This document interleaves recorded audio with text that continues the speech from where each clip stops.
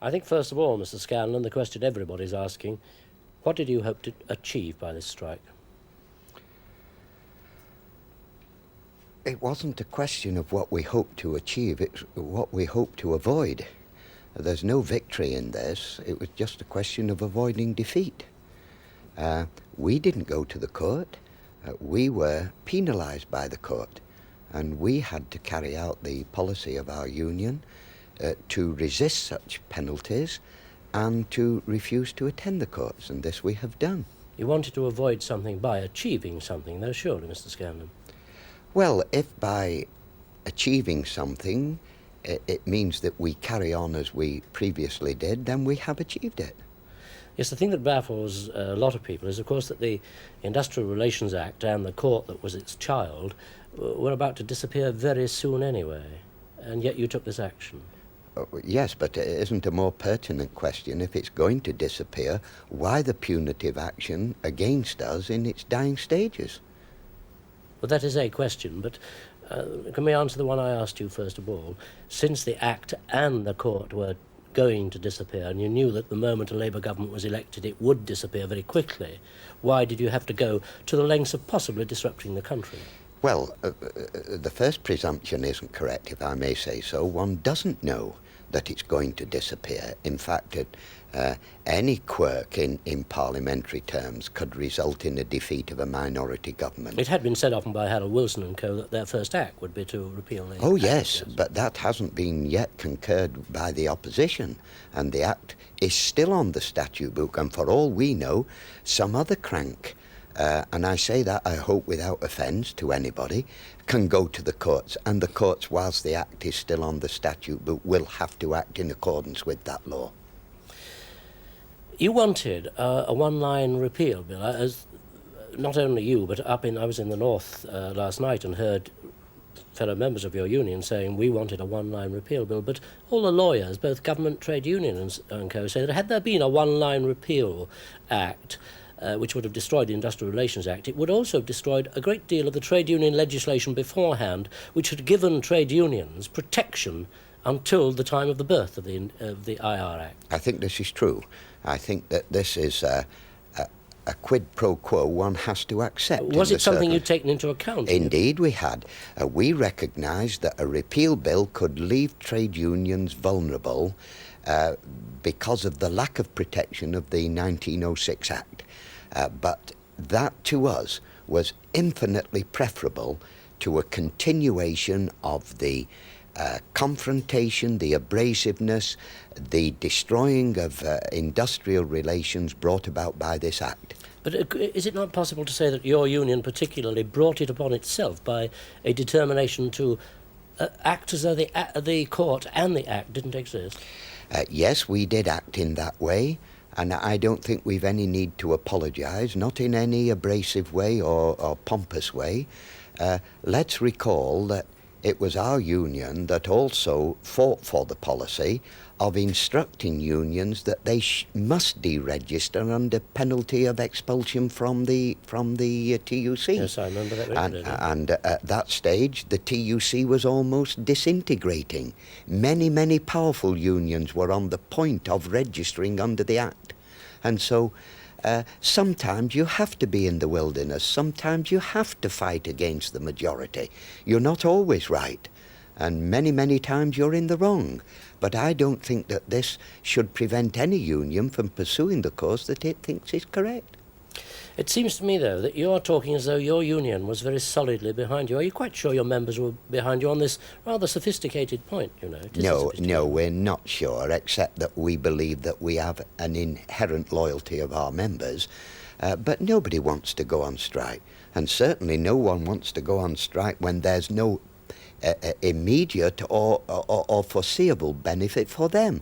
All that they would have the satisfaction of knowing was that they'd carried out union policy. But there was no wage increase, there was no improvement in conditions, and I think that's a remarkable tribute to their loyalty. It was your casting vote that brought the strike about. Did you cast it because you feel that way, or because you felt that people wanted you to vote that way? I did it for a whole number of reasons, and I don't know that you can give priority to any one. Certainly I was mindful of the whole history of the opposition of our union to the Act. I was mindful also of the decisions of the National Committee the previous week and the assurances that we'd given to the committee to consider industrial action if the circumstances warranted it.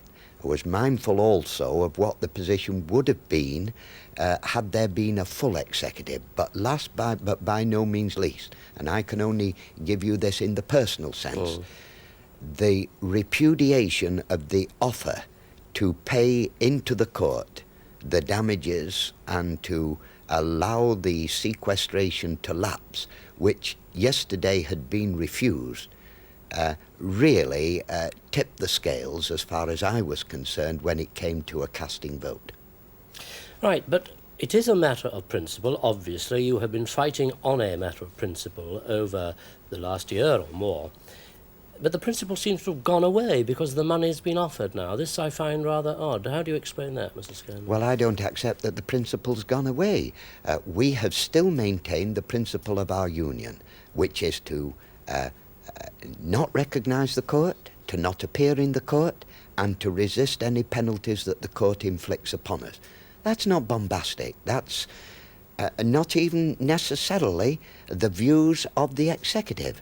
It's a responsibility that they have to carry out based upon a policy decision of the rank and file of our union. But Mr. Michael Foot, who is commonly known as the darling of the left, has suggested that in fact it wouldn't be a bad thing if you did recognise that the court existed. Do you think his advice, since he became secretary, is untrustworthy, or did you think it was so much a matter for yourselves and yourselves alone that you could afford to ignore his advice? No, we recognise that any minister of the Crown, whoever he may be, can never advise anybody to break the law. It'd be a sad day when that occurs. And therefore we recognised, whether it be Michael Foot or whoever it was, that would have to give us that advice. But having said that, that advice was rejected by our policy committee and placed an onus on the executive to carry on with the policy. Now, having said all that, let me pay tribute to Michael Foot.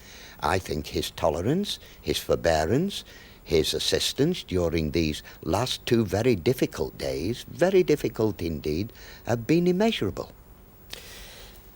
The principle is there, and as you say, it may not have gone away, and of course it's very important to you, but was it so important that it was worth throwing the country into disarray and maybe destroying one or two industries? I'm thinking, of course, of the precarious case of Fleet Street, where a prolonged strike might really have sent 1 or 2 papers underground, totally gone. Yes, these things have to be taken into consideration, and I accept the validity of your question. But it's very easy to pose the question. It's far more difficult when you're the person who has got to give that casting vote. Yes, but you've thought about it, and I'd just like to know what you thought about it. Well, I've indicated why I gave the decision I did and the reasons for it. But to suggest that that was easy or that it was done in some perverse manner would be entirely erroneous. I'm not suggesting that, Mr. Scanlon. I'm saying here is the nation's well-being, and certainly the well-being of particular industries, against a matter of principle. And I want to know what were your thought process in weighing up that balance. I think the first consideration must be the policy of one's union and your responsibility to the membership. How you can alleviate that and marry it with the interest of the country is a question of judgment. I think on balance, and I'm happy that we're in this position of being able to say so, I think on balance, and perhaps I should pay tribute to the court for its ability to come to the decision it has, but on balance, I think it has been a good thing. I think people will think twice in the dying stages of this act before utilising that court and placing that court in a position where it's got to make the decisions that indeed it has made in the past. I'm happy to be in a position to ask you a hypothetical question, that is, what would have happened if this anonymous offer of money hadn't come forward? I wish I were in the happy position of being able to answer that. I think it would have been a disastrous situation for all. you'd still have been prepared to go leading your troops ahead into that situation.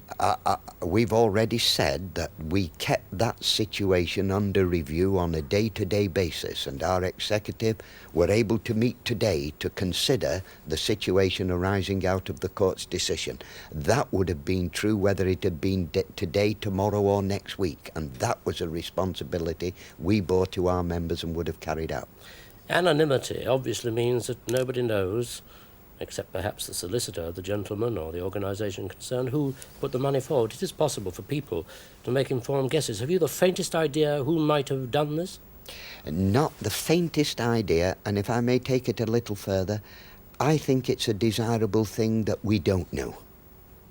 I can say quite frankly, the first I heard of this was at 10 minutes to 5 before the court sat on Monday night. And I was approached then and told that this was going to happen. Indeed, when I finally heard the report of the court and it didn't come out in open court, I thought it was a hoax. Would it be cynical to suggest that it could be an industrialist who thinks this is the cheapest way of buying himself out of the problems caused by your union's action? I really wouldn't want to speculate on that. I don't know who he, they, she, or whoever it might be. All I do know is that it has been the means of getting all of us out of a very difficult situation, and for this I, for one, am most grateful. Right, so am I, Mr. Scanlon. You've now about 30 seconds to speak to your members. Well, all I would say to them is that we made the decision in the light of the circumstances that prevailed on Monday, following the first meeting of the court. The court has now made a decision which our executive has considered, and we have decided that we should call off any industrial action immediately, and I hope all our members will return to work forthwith, and moreover, if it's necessary to make up any leeway that this unfortunate incident has occurred, they will do just that. Thank you, Mr. Scanlon.